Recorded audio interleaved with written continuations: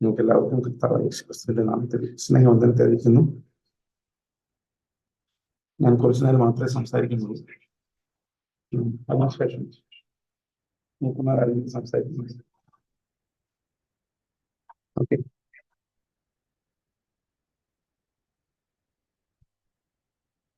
നമ്മൾ അപ്പോസ്തല ലേഖനങ്ങളിലൂടെ പഠിച്ച പത്യോപദേശത്തിൽ നിന്ന് നമ്മൾ മനസ്സിലാക്കിയ ഒരു കാര്യമാണ്, it is always Christ alone and it is not by any of our work.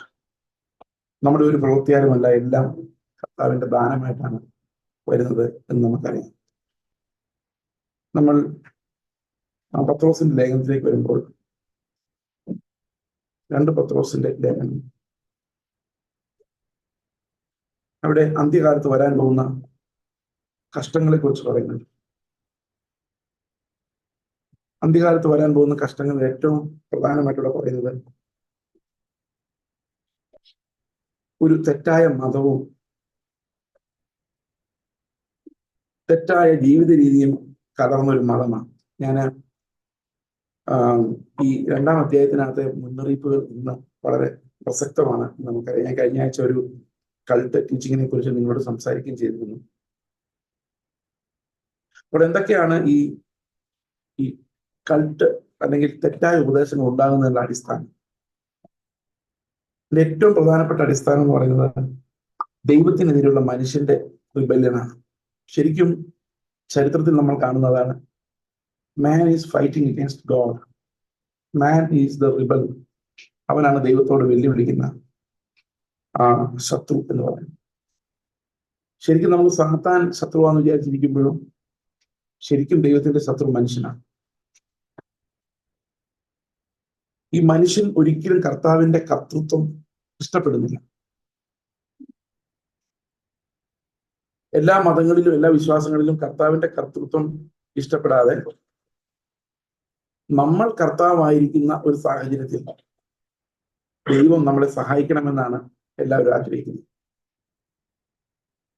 യേശുവിന്റെ കർത്തൃത്വം, കർത്താവിന്റെ കർത്തൃത്വം എന്ന് പറയുന്നത്, ഞാൻ ഒരു ദിവസം ഒരു ബ്രദറും ചരിത്രം സംസാരിച്ചിട്ടുണ്ടാവുള്ളൂ. അവർ പറഞ്ഞത് ലോർഡ്ഷിപ്പ് തിയോളജിയാണ്. ഞാൻ പറഞ്ഞു, ഇങ്ങനത്തെ തിയോളജി ഒന്നും എനിക്കറിയത്തില്ല, but I know one thing, he is lord. അവർ ലോർഡ് എന്ന് കൺഫസ് ചെയ്യാൻ സമ്മതിക്കില്ല. കൺഫസ് ചെയ്താൽ, ഞാൻ പറഞ്ഞു നിങ്ങൾ പറയുന്നത് ശരിയാണ്, ഈ ലോർഡ് എന്ന് കൺഫസ് ചെയ്തുകൊണ്ടല്ല നമ്മൾ രക്ഷിക്കപ്പെടുന്നത്, പക്ഷെ രക്ഷിക്കപ്പെട്ട ഒരാൾ ക്രിസ്തുവിനെ ലോർഡ് എന്ന് കൺഫസ് ചെയ്തേ പറ്റുമോ? കാരണം the lordship of Christ is what liberates us from our flesh. ഈ ദൈവത്തിന്റെ ലോർഡ്ഷിപ്പിനെതിരെയാണ് മനുഷ്യൻ എപ്പോഴും മത്സരിക്കുന്നത്. പ്രധാനമായിട്ടും മനുഷ്യർ ദൈവത്തോട് പോരാടുന്നത്, നമുക്കറിയുന്ന പ്രപഞ്ചത്തിൽ മുഴുവൻ ആ ശാസ്ത്രം വെച്ചുള്ളൊരു പോരാട്ടമുണ്ട്, ബുദ്ധി വെച്ചുള്ളൊരു പോരാട്ടമുണ്ട്.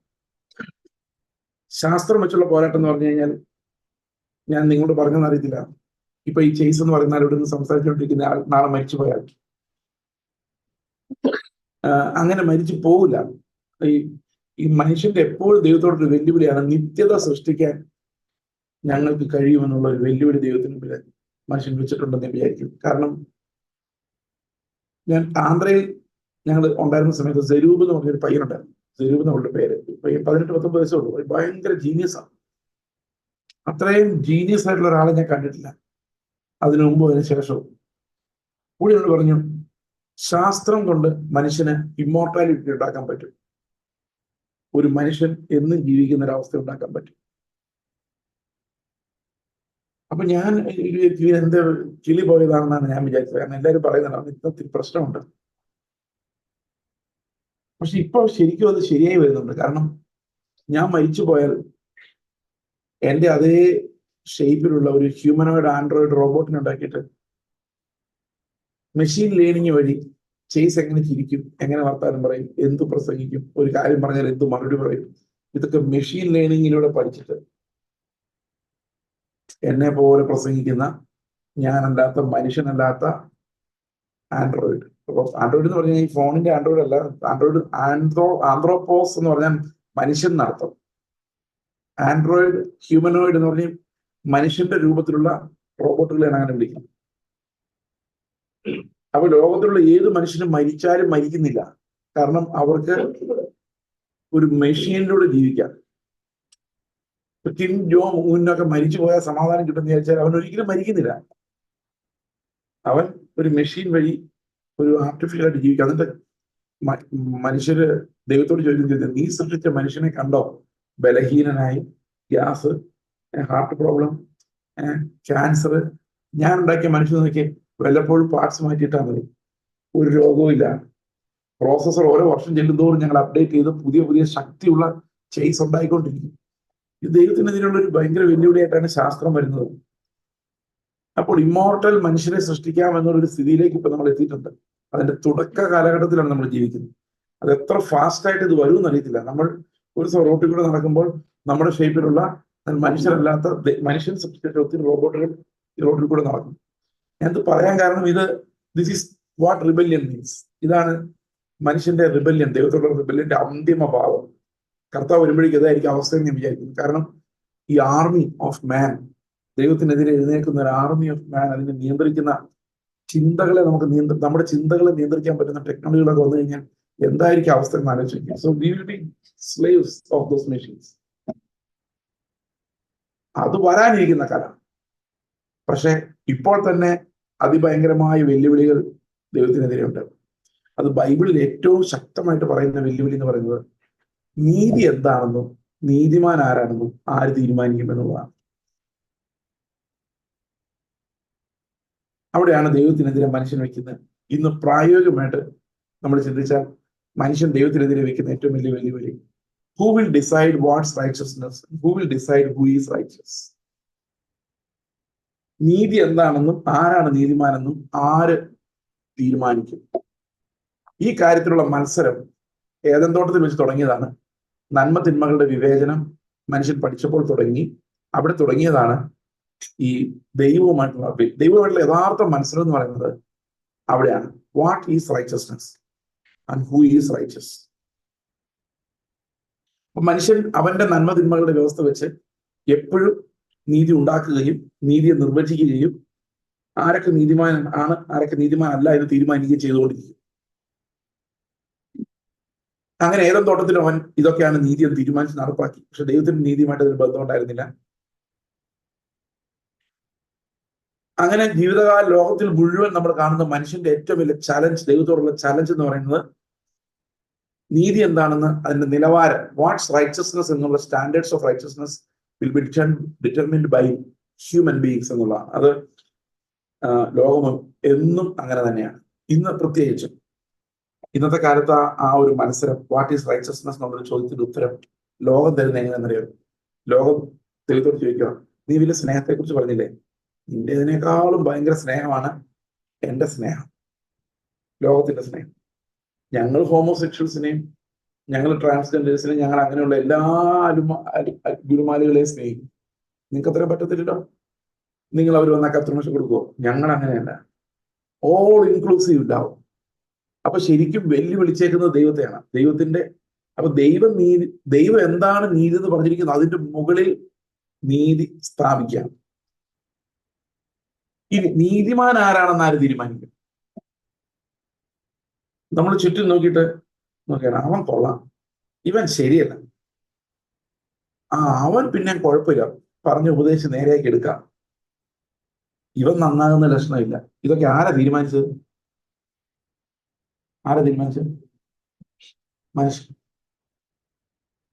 മനുഷ്യൻ തീരുമാനിക്കുകയാണ്, ഇവരൊക്കെ നീതിമാന്മാരായ ആൾക്കാർ,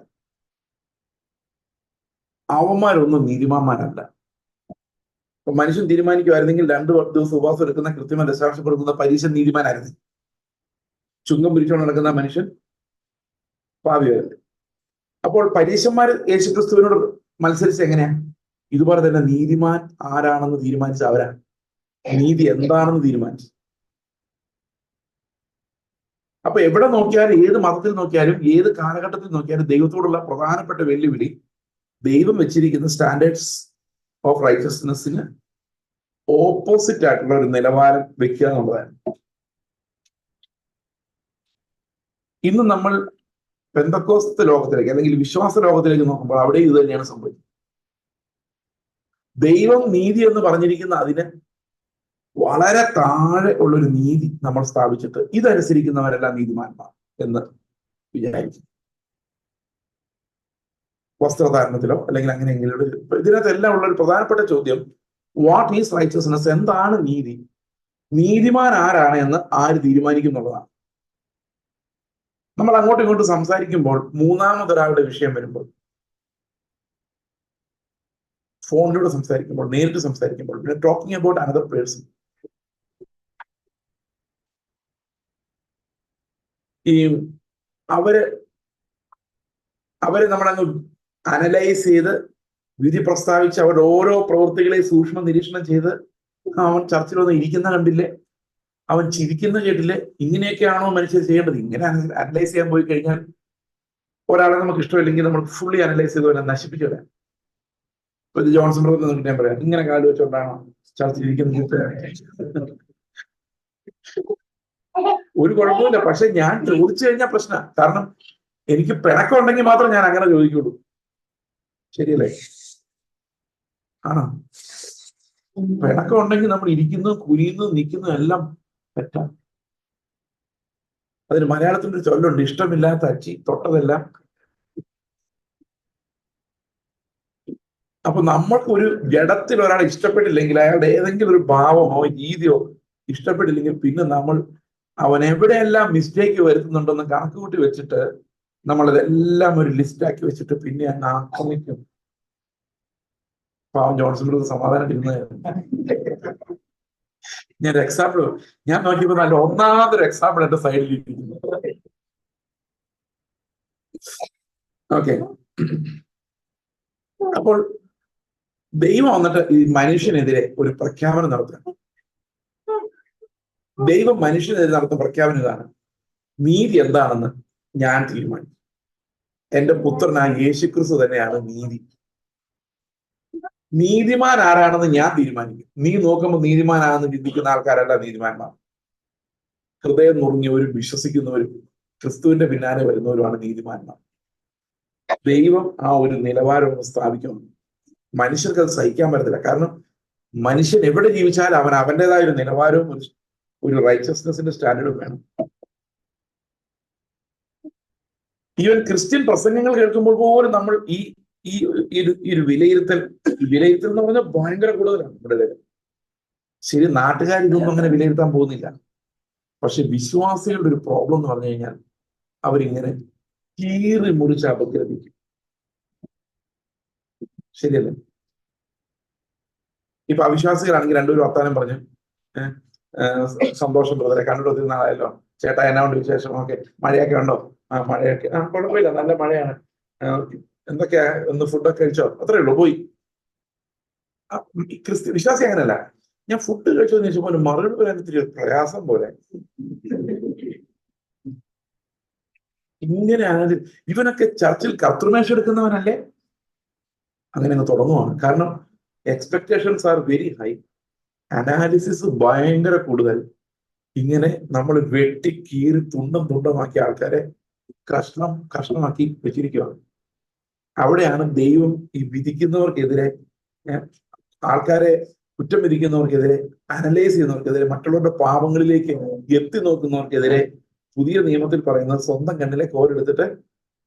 അപ്പൊ ദൈവത്തിനെതിരെ മനുഷ്യൻ റിബല് ചെയ്യുന്ന ഒരു പ്രധാനപ്പെട്ട രീതി എന്ന് പറയുന്നത് ദൈവം നീതീകരിച്ചവരെ ചുമ്മാ ഇരുന്ന് കുറ്റം പറഞ്ഞുകൊണ്ടിരിക്കാമെന്നാണ്. എന്തിനാ അത് ചെയ്യുന്നതെന്ന് ചോദിച്ചു കഴിഞ്ഞാൽ, എന്റെ കണ്ണിന് അവർ തൃപ്തികരമല്ല. So I have decided that he is not righteous. അവൻ നീതിമാനല്ല എന്ന് എന്റെ കണ്ണ് തീരുമാനിച്ചിരിക്കുന്നു, അല്ലെങ്കിൽ എന്റെ യുക്തി തീരുമാനിച്ചിരിക്കുന്നു. ഇത് ഞാൻ പറയാൻ കാരണം ഈ അപകടത്തിൽ ആർക്ക് വേണമെങ്കിലും എപ്പോ വേണമെങ്കിലും വീഴാന്നുള്ളത് കൊണ്ടാണ്.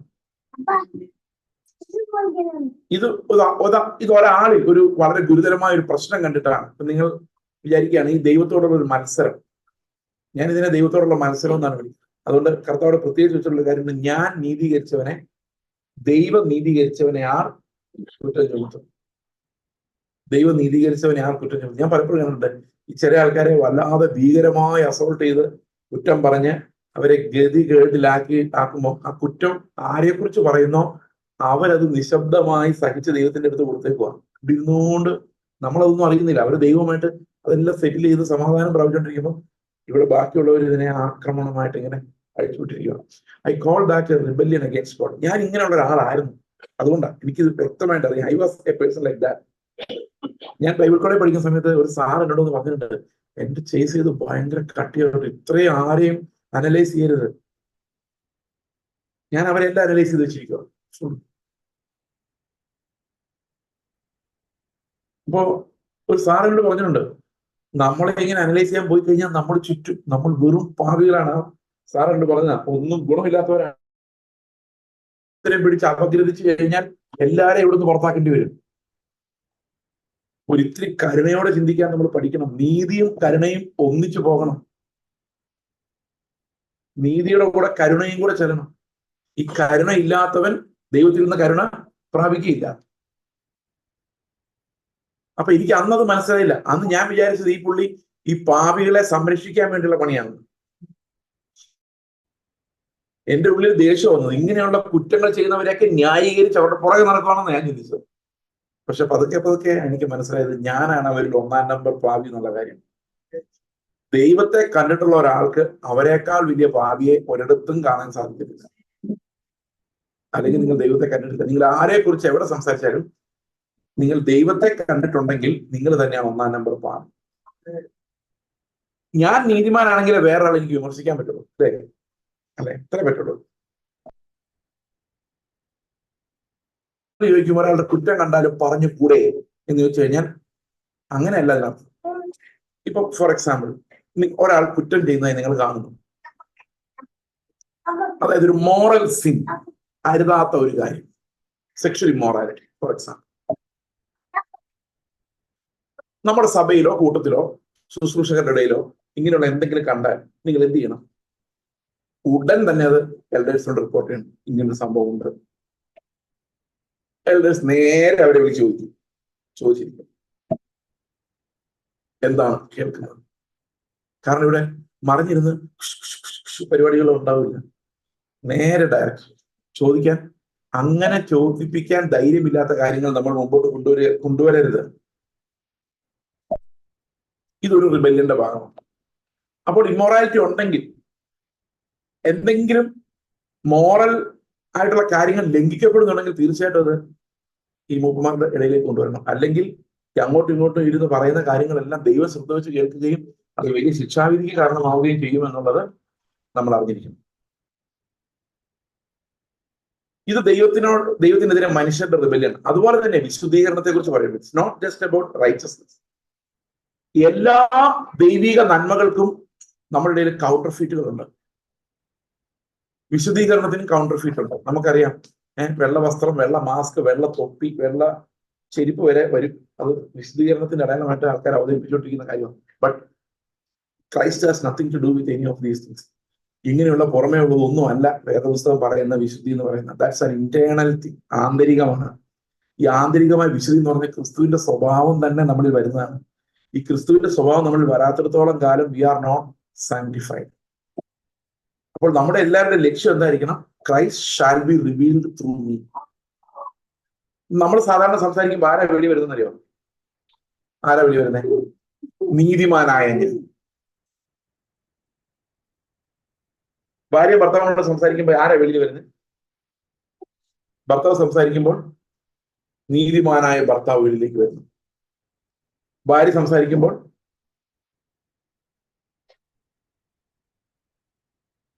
സംസാരിക്കുമ്പോൾ നീതിമതിയായ ഭാര്യ വെളിയിലോട്ട് വരും. നമ്മളെല്ലാം സംസാരിച്ചു വരുമ്പോൾ, നമ്മളെല്ലാം ഓരോ കാര്യങ്ങൾ അവതരിപ്പിക്കുമ്പോൾ നമ്മുടെ നീതിയാണ് വെളിയിലോട്ട് കൊണ്ടുവരാൻ നമ്മൾ ആഗ്രഹിക്കുന്നത്. How good a person am I എന്നുള്ളതാണ് നമ്മൾ മുമ്പോട്ട് കൊണ്ടിരുന്നത്. പക്ഷെ അതേ സമയത്ത് ക്രിസ്തുവിനെ വെളിപ്പെടുത്തണമെങ്കിൽ നമ്മുടെ നീതി അവിടെ ചാകണം. അതായത് നമ്മളെ പുകഴ്ത്താൻ ഒന്നും ഉണ്ടാകരുത്. നമ്മളെ ആൾക്കാർ നോക്കാൻ പോലും പാടില്ലാത്ത രീതിയിൽ നമ്മൾ മറഞ്ഞിരിക്കുന്നവരാകണം. വേറൊരാളുടെ കുറ്റം പറയുമ്പോൾ എന്ത് സംഭവിക്കുന്നറിയോ? നമ്മുടെ നീതി വെളിയിലോട്ട് വരിക. അപ്പൊ ഞാൻ പറയാണ്, ഇപ്പം ജോൺസൺ ബ്രദറിനെ കേട്ട് പറയാനൊന്നും പറ്റുന്നില്ല. വേറെ ആരെങ്കിലും ഉണ്ടോന്നുണ്ടെങ്കിൽ എന്തെങ്കിലും ഒരു എക്സാമ്പിൾ പറയാം. അയാള് ശരിയല്ല, അയാള് എന്താ വർത്താനം പറയുമ്പോൾ പലപ്പോഴും വ്യാജം വരുന്നുണ്ടോ എന്ന് എനിക്കൊരു സംശയമുണ്ട്. ചുമ്മാ ഒരാളെ കുറിച്ച് പറയാം. അതിനർത്ഥം എന്താ? ഞാൻ പറയുമ്പോൾ ഒരിക്കലും വ്യാജം വരത്തില്ല. അങ്ങനെയല്ല എന്റെ അർത്ഥം. അപ്പൊ ആരുടെ നീതിയെ വെളിയിലേക്ക് വരുന്നത്? നിങ്ങൾ ആരുടെ കുറ്റം പറഞ്ഞാലും വെളിലോട്ട് വരുന്നത് നിങ്ങളുടെ നീതിയാണ്, ക്രിസ്തു അല്ല വെളിലോട്ട് വരുന്നത്. മനസ്സിലായോ? അപ്പൊ എങ്ങനെയാണ് നമ്മളൊരു പാപിയായ ഒരു മനുഷ്യനെ കാണേണ്ടത്? അതിന് വേദപുസ്തകം പറയുന്നത് സ്നേഹം എല്ലാം വിശ്വസിക്കുന്നു. എങ്ങനെ വിശ്വസിക്കുക? ഒരു മനുഷ്യനെ എങ്ങനെ വിശ്വസിക്കാം? മഹാ തല്ലിപ്പൊളിയാണ്, പക്ഷെ പറഞ്ഞാലും നമുക്ക് അവനോട് സ്നേഹം ഉണ്ടെങ്കിൽ അവനെ വിശ്വസിച്ചേ പറ്റും. സ്നേഹം ദോഷം കണക്കിടുന്നില്ല, സ്നേഹം സ്പർദ്ധിക്കുന്നില്ല. അപ്പൊ ഇതിനകത്തൊന്നും ഈ കണക്കിൽ നോക്കുമ്പോൾ അവൻ ചെയ്തൊന്നും വരുന്നില്ല. ഓക്കെ, നിങ്ങളുടെ മകനും അയൽ വീട്ടിലെ മകനും കൂടെ ഒരു ശണ്ട ഉണ്ടാക്കി നിങ്ങൾ നിങ്ങളുടെ മകനെ പിടിച്ചൊരു അടി അടിച്ചു. പക്ഷെ പിന്നീട് ആ സംഭവത്തെ കുറിച്ച് ഓർക്കുമ്പോൾ നിങ്ങളുടെ മകൻ ചെയ്ത് നിങ്ങളുടെ മനസ്സിലേക്ക് വരില്ല, അവൻ ചെയ്ത് ഓർമ്മ വരുള്ളൂ. എന്നാലും അവൻ എന്റെ മകനോട് അങ്ങനെ ചെയ്തവൻ, ഇനി അവനോട് കളിക്കാനൊന്നും പോകണ്ട കേട്ടോ എന്ന് പറയും. ഒരു അടി ഇവനായിരിക്കും കിട്ടിയത്. കാരണം എന്താ? നമുക്ക് സ്നേഹമുള്ളവരുടെ അസംഖ്യം ലംഘനങ്ങളെ നമ്മൾ മറയ്ക്കും. ഓട്ടോമാറ്റിക്കലി നമ്മുടെ മനസ്സിൽ നിന്ന് റെക്കോർഡിൽ നിന്ന് പോകും. എന്നാൽ നമുക്ക് ദേഷ്യം ഉണ്ടെങ്കിൽ അതെല്ലാം റെക്കോർഡിൽ കിടക്കും. ഇത് നമ്മൾ മനനം ചെയ്തുകൊണ്ടേയിരിക്കും. അപ്പൊ യഥാർത്ഥ സ്നേഹം വന്നു കഴിയുമ്പോഴേക്കും നമുക്ക് മറ്റുള്ളവരുടെ തെറ്റുകളുടെ റെക്കോർഡ് നമ്മുടെ മുമ്പിൽ ഉണ്ടാവില്ല. ആ റെക്കോർഡ് നമ്മുടെ ഉള്ളിൽ നിന്ന് പോവുക എന്ന് പറഞ്ഞു കഴിഞ്ഞാൽ കർത്താവ് നമ്മളോട് ക്ഷമിച്ചു എന്നാണ് അതിന്റെ അർത്ഥം. ശരിയല്ലേ? അപ്പം ഞാൻ ഒരാളെ വിശ്വാസത്തോടെ നോക്കുക എന്ന് പറഞ്ഞു കഴിഞ്ഞാൽ ഞാൻ എപ്പോഴും പറയുന്ന ഒരു കാര്യമാണ്, നമ്മളെല്ലാം കർത്താവിന്റെ പണിപ്പുരയിൽ ഇരിക്കുന്നവരാണ്, നമുക്കെല്ലാം കുറവുകളുണ്ട്. പക്ഷെ ദൈവം ഒരു ദിവസം നമ്മളെ നേരെയാക്കും. എന്നെ നേരെയാക്കുന്ന ദൈവം അവനെയും നേരെയാക്കും എന്ന് ഞാൻ വിശ്വസിക്കുന്നു. അപ്പൊ കർത്താവിനോട് പറയടാ, ആ സ്പാനർ ഇങ്ങെടുത്ത് അവനോട്ടൊരു കോട്ട് കൊട്ടാൻ ഞാൻ എടുത്തോളൂ. ഞാനും കൂടെ സഹായിക്കുക വിശദീകരണത്തിന്. പരസ്പരം അങ്ങോട്ടും ഇങ്ങോട്ടും കർത്താവിന്റെ വിശദീകരണത്തിന്റെ പ്രക്രിയയിൽ ഞാനും പങ്കാളിയാകും. ഇവിടെയാണ് മനുഷ്യർ ദൈവത്തിനെതിരെ റിബലാകുന്നത്. അവൻ അവന്റെ ഒരു നീതി കണ്ടെത്തി, അത് വെച്ച് അവൻ നീതിമാൻ ആര്, നീതി കെട്ടവരാര് എന്ന് വിധിക്കുന്നു. അവൻ അവന്റെ ഒരു ശാസ്ത്രം വെച്ച്, തത്വചിന്ത വെച്ച്. എനിക്ക് തത്വചിന്ത വെച്ച് ദൈവത്തെ ആക്രമിക്കുന്നത് ഞാൻ വളരെ കൃത്യമായി നോട്ട് ചെയ്തിട്ടുള്ള ഒരു കാര്യമാണ്. നമുക്കറിയാം, ട്രൂത്ത് എന്ന് പറയുന്നത് ഭയങ്കര ശക്തിയുള്ള ഒരു കാര്യമാണ്. ട്രൂത്ത്, സത്യം നമ്മൾ തിരിച്ചറിഞ്ഞു കഴിഞ്ഞാൽ നമ്മൾ തീർച്ചയായിട്ടും അതിനോട് പ്രതികരിച്ചേ പറ്റുള്ളൂ. You become free. നിങ്ങൾ ഒരു നിമിഷം ആലോചിച്ച് ഇത് നിങ്ങൾക്ക് പെട്ടെന്ന് മനസ്സിലായി, ഇത് ഇടിഞ്ഞു വന്നുകൊണ്ടിരിക്കുകയാണ്, ഭൂകമ്പം സംഭവിക്കുകയാണ്. എന്ത് ചെയ്യും നിങ്ങൾ? ഓടി വെളിയിലിറങ്ങും അല്ലേ? പണ്ടൊരു കഥ ഇങ്ങനെ കേട്ടിട്ടുണ്ട്. ഈവാഞ്ചലിസ്റ്റ് എന്ന് സി അച്യുതമേനോനോട് എന്നിട്ട് പറഞ്ഞു, കർത്താവ് വരാറായി, ലോകം അവസാനിക്കാറായി, ഇത് ട്രാക്ട് എന്ന് പറഞ്ഞു സി അച്യുതമേനോൻ ട്രാക്ട് കൊടുത്തു. അപ്പൊ പുള്ളി തിരിച്ചു പറഞ്ഞു, നിങ്ങൾ ഇത് വിശ്വസിക്കുന്നില്ല ശരിക്കും. അപ്പൊ പുള്ളി ഇല്ലില്ല, ഞാൻ തീർച്ചയായിട്ടും വിശ്വസിക്കുന്നുണ്ട്. അന്നേരം പുള്ളി പറഞ്ഞു, നിങ്ങൾ ഇത് വിശ്വസിക്കുന്നുണ്ടായിരുന്നെങ്കിൽ ഇപ്പൊ ഈ ഭൂമി അവസാനിക്കാൻ പോകുന്നു. നിങ്ങൾ ഒരു നിമിഷം ആലോചിക്കുക, നമ്മൾ ഈ സംസാരിച്ചുകൊണ്ടിരിക്കുമ്പോൾ ഈ ലോകം അവസാനിക്കാൻ പോവാ, കർത്താവിന്റെ രാജ്യം വരാൻ പോവാന്നൊന്ന് ശരിക്കും വിശ്വസിച്ചാൽ നമ്മൾ എങ്ങനെയായിരിക്കും ജീവിക്കുന്നത്? ഇവിടെയുള്ള കഞ്ഞിയുടെ കാര്യം പോലും നമ്മൾ മറന്നു പോകും. ശരിയല്ലേ? നമ്മൾ ഇവിടുന്ന് വീട്ടിൽ പോകുന്ന കാര്യം പോലും ആലോചിക്കില്ല. കാരണം കർത്താവ് വരുന്ന അത്ര ഇമ്മിനന്റ് ആണ് നമുക്ക് ഫീൽ ചെയ്ത് കഴിഞ്ഞാൽ നമുക്ക് എങ്ങനെയെങ്കിലും ഇത് എല്ലാവരും പറയാൻ വേണ്ടി ഒരു ഭയങ്കര ആവേശമായിട്ട് നമ്മുടെ ഉള്ളിലേക്ക് വരണ്ടേ. പക്ഷെ ഇവരിങ്ങനെ ചുമ്മാ നടക്കുക, കർത്താവ് ഉടൻ വരും കേട്ടോ എന്ന് പറഞ്ഞു. അപ്പൊ പുള്ളി പറഞ്ഞു ട്രൂത്ത് അല്ല, കാരണം ഇവരുടെ ഉള്ളില് ആ ട്രൂത്തിന്റെ പവർ കാണുന്നില്ല. When you know the truth shall set you free. സത്യം എപ്പം നമ്മൾ അറിയുന്ന, സത്യം ഉടൻ നമ്മളിൽ പ്രവർത്തിക്കണം. നമ്മൾ ദൈവത്തിന്റെ ഹിതം എന്ന് അറിഞ്ഞു കഴിഞ്ഞാൽ, ദൈവം എങ്ങനെയാണെന്ന് അറിഞ്ഞു കഴിഞ്ഞാൽ ഉടൻ പ്രവർത്തിക്കണം. ഇതാണ് കർത്താവിന്റെ പദ്ധതി. അത് ലേറ്റ് വെയിറ്റ് ഒന്നും ഇല്ല. പക്ഷെ ഇന്ന് എങ്ങനെയാണെന്നറിയോ? ഇന്ന് ട്രൂത്തിന് യാതൊരു വാല്യൂ ഇല്ല. കറക്റ്റ്നെസ് ആണ് നോക്കുന്നത്. കറക്റ്റ്നെസ് പറഞ്ഞാൽ അവിടെയും കറക്റ്റ്, എല്ലായിടത്തും കറക്റ്റ് അല്ല. അങ്ങനെ നമ്മൾ കറക്റ്റായി അവതരിപ്പിക്കപ്പെടുക. അപ്പോൾ ഇതും ആപേക്ഷികമാണ്. അവന് സത്യമെന്ന് തോന്നുന്നു അത് സത്യം, ഇവന് സത്യമെന്ന് തോന്നുന്നു ഇത് സത്യം, ഇത് ഇവിടെ സത്യം, അത് അവിടെ സത്യം, ഇങ്ങനെയാണ്. So there is no value for truth. അതുകൊണ്ട് ഇന്ന് യാക്കോബക്കാരനോട് എന്ന് പറയാണ്, ഇതൊക്കെ തെറ്റാണ്. ആ തെറ്റാന്ന് എനിക്ക് അറിയാൻ ബ്രദറെ, പിന്നെന്താ ചാടാത്തത്? ആ എല്ലാം കണക്കാണ്. ഡിസ്മിസിങ് ദ ട്രൂത്ത്. ഇന്നലെ ഞാൻ ഒരു ചർച്ച പ്രസംഗിച്ച് നിങ്ങൾ ലൈവ് കേട്ട് കാണുന്നത് ചില ആൾക്കാർ. എങ്ങനെയെല്ലാം പറയാമോ അങ്ങനെയെല്ലാം ഞാൻ പറഞ്ഞു. ഒരു ചർച്ച ചെന്നിട്ട് എങ്ങനെയാ ചർച്ചിലെ ഉപദേശങ്ങളെ പൊളിക്കാമോ അതും 3-4 ദിവസമായിട്ട് അത് വെട്ടിപ്പൊളിക്കും. But nothing will happen. ആ ട്രൂത്തിന് ആരെയും മാറ്റാൻ പറ്റുന്നില്ല.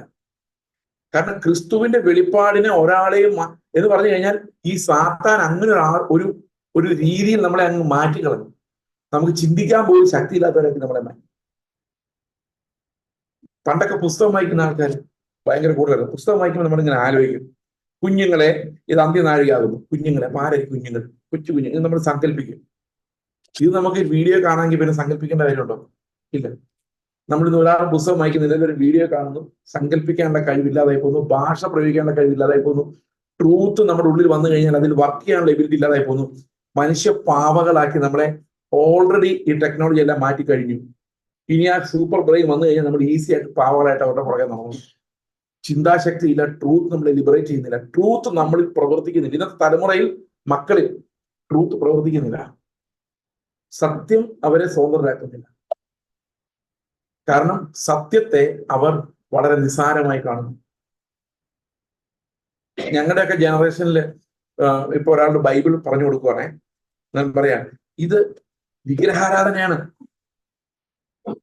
നിങ്ങൾ പുറപ്പാട് പുസ്തകത്തിലെ സമയം പോയി, പുറപ്പാട് പുസ്തകത്തിലെ 20-ാം അധ്യായം വായിക്കേ.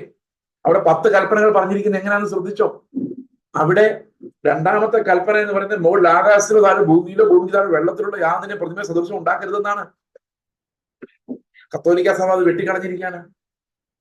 അവസാനത്തെ കൽപ്പനയെ 2ആക്കി സ്പ്ലിറ്റ് ചെയ്തിട്ട് 9ാമത്തെ കൽപ്പനയെ ആയിട്ട് നിന്റെ ഭാര്യയെ മോഹിക്കരുതെന്നും 10ാമത്തെ കൽപ്പനയായിട്ട് അതിന്റെ യാതൊന്നും മോഹിക്കരുതെന്നൊക്കെ 2ആക്കി സ്പ്ലിറ്റ് ചെയ്ത് 10 തികച്ചിരിക്കുകയാണ്. ഇത് കാണിച്ചു കൊടുത്തപ്പോൾ ഒരാൾ എന്നെ പണ്ട് ചെറുപ്പത്തിലെ പറഞ്ഞു, ഇതൊന്നും ഇത്രക്കായോ എന്ന് ചോദിച്ചത് ബൈബിൾ തിരുത്താൻ. അയാൾ അപ്പൊ തന്നെ ഇറങ്ങി പോന്നു. ഇന്നിത് കാണിച്ചു, ഞാൻ ശരിയാ ബ്രദർ, ഇവന്മാരെല്ലാം കള്ളന്മാരാ, ഞാൻ അവിടെ ഇരിക്കുന്നതാണ്. Truth has no effect. Truth has no value. ഞാൻ ഓർത്തഡോക്സ് പള്ളിയിൽ പോയി നിൽക്കുമ്പോൾ അച്ഛൻ ഇങ്ങനെ ഇത് വീശുന്നു, കൈട്ട് വിറപ്പിക്കുന്നു, പുക പൊങ്ങുന്നു, കുന്തിരിക്കം വീശുന്നു. ഞാനൊരു ആലോചിക്കും, എന്റെ ദൈവമേ, ഇതൊക്കെ യേശു കർത്താവ് ഇങ്ങനെ കുന്തിരിക്കം വീശുന്നു, പത്രോസ് അന്ത്രോസ് അപ്പുറത്ത് മണിയടിക്കുന്നു. ഞാൻ ഇങ്ങനെ ആലോചിച്ചു, ഇതൊക്കെ നടന്ന കാര്യമാണോ? അന്ന് വിട്ടതാ 16-ാം വയസ്സിൽ. Truth sets you free. ഇത് ട്രൂത്ത് ഫ്രീ ആക്കുന്നില്ല. പിന്നെ അതേ പ്രോസ്പെരിറ്റി തിയോളജി കൾട്ടിന്റെ അടിയിൽ പോയിരിക്കും. ഇത് തെറ്റാ ബ്രദറെ, തെറ്റാ, അറിയാം, പിന്നെ എങ്ങോട്ട് പോകാനാ? എന്നാ പിന്നെ വീട്ടിൽ കിടന്ന് ഉറങ്ങിക്കൂടെ? ഈ തലമുറ ഇങ്ങനെ ദ്രവിച്ച് പ്രതികരണശേഷി ഇല്ലാത്ത ഒരു തലമുറയായിട്ട്, സത്യത്തോട് പ്രതികരിക്കാത്ത ഒരു തലമുറയായിട്ട്, എന്താ പറയുന്നത്, അമുൽ ബേബികൾ എന്നൊക്കെ പണ്ട് പറയുന്ന പോലെ, they don't face that harsh life. They don't face the truth. ഇത് ഈ കാലഘട്ടത്തിന്റെ പ്രശ്നമാണ്. അപ്പൊ the real truth shall set us free. നമുക്ക് ആ സ്വാതന്ത്ര്യം, ക്രിസ്തുവിലുള്ള സ്വാതന്ത്ര്യം നമ്മൾ അനുഭവിക്കണം. അത് അനുഭവിക്കണമെങ്കിൽ ഇത് ഒരു വലിയ ചലഞ്ചാണ്. ട്രൂത്തിന് വേണ്ടിയുള്ള പോരാട്ടം, ക്രിസ്തു എന്ന ട്രൂത്തിന് വേണ്ടിയുള്ള പോരാട്ടം. ഓക്കെ, ക്രിസ്തുവിന്റെ നീതിക്ക് വേണ്ടിയുള്ള പോരാട്ടം, കർത്താവിൽ തരുന്ന നിത്യജീവന് വേണ്ടിയുള്ള ആ ഒരു ലോക വീക്ഷണത്തിന് വേണ്ടിയുള്ള പോരാട്ടം നമ്മുടെ കുട്ടികളുടെ ഹൃദയത്തിലേക്ക് പ്രവേശിക്കണം. Because the world is very much against Christianity. ഈ ക്രിസ്തീയ വിശ്വാസം തന്നെ ഒരു അധികപ്പറ്റായിട്ട് ലോകം കണ്ടുകൊണ്ടിരിക്കുകയാണ്. എനിക്കറിയാം, ഇവിടെ വളരെയധികം കൊലപാതകങ്ങൾ നടത്തുന്ന മതങ്ങളെക്കാളും വെറുപ്പാണ് ക്രിസ്ത്യാനിറ്റി നിൽക്കുന്ന വെസ്റ്റേൺ രാജ്യങ്ങളിൽ. കാരണം അങ്ങനെ ഒരു റിബല്യൻ ദൈവത്തിനെതിരെ ലോകം മുഴുവൻ വ്യാപിച്ചുകൊണ്ടിരിക്കുന്നു. സോ ഇറ്റ്സ് വെരി ഇമ്പോർട്ടൻറ്റ്, വളരെ പ്രധാനമാണ് നമ്മൾ നമ്മുടെ വിശ്വാസത്തെ കാത്തുകൊള്ളുക, വിശ്വാസത്തിൽ ഉറച്ചു നിൽക്കുക. അതുപോലെ ഈ മറ്റുള്ളവരെ വിധിക്കുന്നതും വലിയ കുറ്റങ്ങളുടെ ലിസ്റ്റ് ഉണ്ടാക്കുന്നതും അത് പരസ്പരം ഡിസ്കസ് ചെയ്യുന്നതും. ഞാൻ വിചാരിക്കുന്ന, സത്യം പറഞ്ഞാൽ ഈ ഫോണിന് ജീവൻ ഉണ്ടായിരുന്നെങ്കിലും, ഈ ഫോണിന് ലൈനിനൊക്കെ ജീവൻ ഉണ്ടായിരുന്നെങ്കിൽ അതെല്ലാം പൊട്ടിത്തെറിച്ചു പണ്ടേ പോയാൽ എനിക്ക്. ഏതായാലും അത് ഇങ്ങനെ കമ്പി കൊണ്ടുണ്ടാക്കി വെച്ചിരിക്കുന്നതും എങ്ങനെയൊക്കെ ആയതുകൊണ്ട് ഇരിക്കുന്നു. അല്ലെങ്കിൽ ഇതൊക്കെ തീ പിടിച്ച് പൊട്ടിത്തെറിച്ച് പണ്ടേ പോയി. So much of ഫിൽത്ത് is transmitted between mobile phones. നിങ്ങൾ ഫോൺ ചെയ്യുമ്പോൾ എത്ര പേര് ചോദിക്കുന്നുണ്ട്, എങ്ങനെയുണ്ട് പ്രത്യാശ? കഴിഞ്ഞ ആഴ്ച വായിച്ച വചനം എന്താ? കർത്താവ് എന്താ സംസാരിച്ചത്? ഒന്ന് ആ ശീലമാക്കി നോക്കി. ഫോൺ ചെയ്ത് ഉടനെ ചോദിക്കണം, എന്തെങ്കിലും വചനത്തിൽ നിന്ന് പറയാനോ? എന്താ സിസ്റ്റർ കഴിഞ്ഞ ദിവസം വായിച്ചത്? അതെ, ആ ആൾ ഒട്ടും ശരിയല്ല, അത് പറയാൻ വേണ്ടി വിളിച്ചതാണ്. ആ ഒട്ടും ശരിയല്ല. പിന്നെ വേറൊരു മനഃശാസ്ത്രപരമായ ടെക്നിക്ക് ഞാൻ പറയാം. ഇപ്പൊ എനിക്ക് ഒരാൾ ഇഷ്ടമില്ല നിങ്ങൾ വിചാരിച്ചു, എനിക്ക് ഇവിടെ ഇരിക്കുന്ന ഒരാൾ ഇഷ്ടമില്ല നിങ്ങൾ ചിന്തിച്ചോ. അപ്പൊ എന്റെ ഫ്രണ്ട് ആകാനുള്ള ഏറ്റവും നല്ല വഴി എന്താണെന്നറിയാം? ആ ആളുടെ കുറ്റം എന്നോട് പറയാം. എനിക്കതൊരു ഭയങ്കര, നമുക്കത് ഒന്നിച്ച് സംസാരിക്കാൻ ഒരു വലിയൊരു വിഷയം. ശരിയാണോ അത്? ചിന്തിച്ചു നോക്കി. അപ്പൊ ഇങ്ങനെ ആലോചിച്ചോണ്ടിരിക്കുക, ഇവിടെ പോളണ്ടിനോട് സംസാരിക്കണം, പോളണ്ടിൽ ഒട്ടും ഇഷ്ടമില്ലാത്ത ആരാണെന്ന് ചിന്തിക്കാം. അപ്പൊ ആളെ കണ്ടുപിടിച്ച് കഴിഞ്ഞാൽ പിന്നെ പോളണ്ടിൽ അറിയാവോ, അത് അയാൾ അങ്ങനെയാണ്. അപ്പൊ പോളണ്ടിൽ ആണോ, അങ്ങനെ ചോദിക്കില്ലായിരിക്കും, അങ്ങനെ ചോദിക്കും നമ്മുടെ പ്രതീക്ഷ. അപ്പൊ അങ്ങനെ വരുമ്പോ നമുക്ക് കുറെ സംസാരിക്കാൻ പറ്റും. ശരിയല്ലേ? ഈ ഭാര്യ ഭർത്താക്കന്മാർ തമ്മിൽ ഒരു നല്ല ബന്ധം ഉണ്ടാകുന്ന എങ്ങനെയാണെന്നറിയാം? ഭാര്യ പറയും, നിങ്ങളുടെ അമ്മ ഉണ്ടാക്കി വെക്കുന്ന പ്രശ്നങ്ങൾ എന്തൊക്കെയാണെന്നറിയോ? അല്ലെങ്കിൽ എനിക്കറിയാം അവരങ്ങനെയാണ്. ഓ, ഭാര്യക്ക് എന്തൊരാശ്വാസം എന്നറിയാം. അത് ഭയങ്കര ആശ്വാസമാണ്. കാരണം ഈ ഈ ചെറിയ കുറ്റപ്പറച്ചിലൂടെയാണ് നമ്മൾ ഈ ലോകത്തിൽ ബന്ധങ്ങൾ സ്ഥാപിക്കുന്നതും ഉറപ്പിക്കുന്നതും. എന്നാൽ വിശ്വാസികൾ അങ്ങനെയല്ല. വിശ്വാസികളെ കോമൺലി ബന്ധിപ്പിക്കേണ്ടത് അതല്ല, പ്രത്യാശയുടെ പ്രത്യാശയുടെ സ്വീകാരമാണ്. നിങ്ങളുടെ പ്രത്യാശയുടെ റീസൺ ആണ് അങ്ങോട്ടും ഇങ്ങോട്ടും ചോദിക്കേണ്ടത്. ആരെങ്കിലും പ്രത്യാശയിൽ ബലഹീനരായിരിക്കുന്നോ എന്നാണ് പരിശോധിക്കേണ്ടത്. ഇന്ന് നിങ്ങളുടെ കോൺവെർസേഷൻസ് എല്ലാം ഒന്ന് ശ്രദ്ധിച്ചു നോക്കി. ഇവിടെ എല്ലാം നീ അറിഞ്ഞോ, നിങ്ങൾക്കറിയോ എന്ന് ചോദിക്കുന്ന ആ ചോദ്യം കട്ട് ചെയ്തില്ല. ഈ ബൈബിളിന് വേണ്ടി ഒന്നും നമുക്ക് അറിയാനില്ല. ഓക്കെ അല്ലേ? സന്തോഷമല്ലേ? അപ്പൊ നമുക്ക് തൽക്കാലം നിർത്തത്തിൽ സമയം കൂടുതൽ എടുത്തു. എനിക്ക് സമയമില്ല. നിങ്ങൾക്ക് എല്ലാം അറിയാവുന്ന പോലെ wife is in hospital. She has recovered well. നല്ലപോലെ റിക്കവർ ചെയ്തിട്ടുണ്ട്, പക്ഷെ സ്റ്റിൽ അണ്ടർ ഇൻവെസ്റ്റിഗേഷൻ ആണ്. അതുകൊണ്ട് ഞാൻ അങ്ങോട്ട് പോവുകയാണ്. നമുക്ക് പ്രാർത്ഥിക്കാം. സ്വർഗ്ഗസ്ഥ പിതാവേ, ദൈവമേ, അങ്ങയുടെ ആ ട്രൂത്ത് ഞങ്ങളെ പൂർണ്ണമായി സ്വതന്ത്രരാക്കി. ഞങ്ങളുടെ എല്ലാ ഫിൽത്തി, എല്ലാ വൃത്തികെട്ട ആ മനോഭാവങ്ങളിൽ നിന്ന് കർത്താവ് ഞങ്ങളെ സ്വതന്ത്രരാക്കി. സാക്ഷാൽ ക്രിസ്തുവിനെ വഹിക്കുന്നവരാക്കി, ആ ജീവനുള്ളവരാക്കി, ആ നീതിയെ പ്രകീർത്തിക്കുന്നവരാക്കി, ഞങ്ങളെ സ്വയം വെളിപ്പെടുത്താതെ ക്രിസ്തുവിനെ വെളിപ്പെടുത്തുന്നവരാക്കി ദൈവമേ ഞങ്ങളെ മാറ്റണമെന്ന് പ്രാർത്ഥിക്കുന്നു. കർത്താവെ, ഞങ്ങൾ കേൾക്കുന്തോറും ജീവൻ പ്രാപിക്കുവാൻ, കർത്താവെ അത് മനസ്സിലാക്കുന്തോറും കർത്താവെ അങ്ങയുടെ ജീവനിൽ ആനന്ദിക്കുവാൻ ഞങ്ങളെ സഹായിക്കണം. ഞങ്ങളുടെ സംസാരങ്ങളെല്ലാം ഉപ്പിനാൽ രുചി വരുത്തിയതും ഒരു വാക്കിനാൽ ജീവൻ ഉണ്ടാക്കുന്നതുമാകുവാൻ, കർത്താവെ ജീവനെ വ്യാപരിപ്പിക്കുന്നതുമാകുവാൻ ഞങ്ങളെ സഹായിക്കണമെന്ന് പ്രാർത്ഥിക്കുന്നു. കർത്താവെ, ഞങ്ങൾ പരസ്പരം സ്നേഹത്തിന്റെ ആ ഡെപ്തിൽ കർത്താവെ അങ്ങേ വെളിപ്പെടുത്തുവാൻ ഞങ്ങളെ സഹായിക്കണം. കർത്താവെ, ദോഷം കണക്കിടാതെ കർത്താവെ എല്ലാം വിശ്വസിക്കുന്ന ആ നിത്യമായ കർത്താവിന്റെ സ്നേഹത്തിന്റെ ഓഹരിക്കാരാക്കി ഞങ്ങളെ മാറ്റണം. ഞങ്ങൾക്ക് തന്ന കൂട്ടായ്മയ്ക്കായി, ഞങ്ങൾ ഒന്നിച്ചു കൂട്ടിയതിനായി എല്ലാം ഞങ്ങൾ എനിക്ക് നന്ദി പറയുന്നു. കർത്താവായ യേശുക്രിസ്തുവിന്റെ നാമത്തിൽ തന്നെ. നമ്മുടെ കർത്താവായ യേശുക്രിസ്തുവിന്റെ കൃപയും പിതാവായ ദൈവത്തിന്റെ സ്നേഹവും പരിശുദ്ധാത്മാവിന്റെ കൂട്ടായ്മയും നാം ഏവരോടും ലോകത്തിലെ സകല വിശുദ്ധന്മാരോടും ഇന്നു മുതൽ എന്നേക്കും ഉണ്ടായിരിക്കുമാറാകട്ടെ.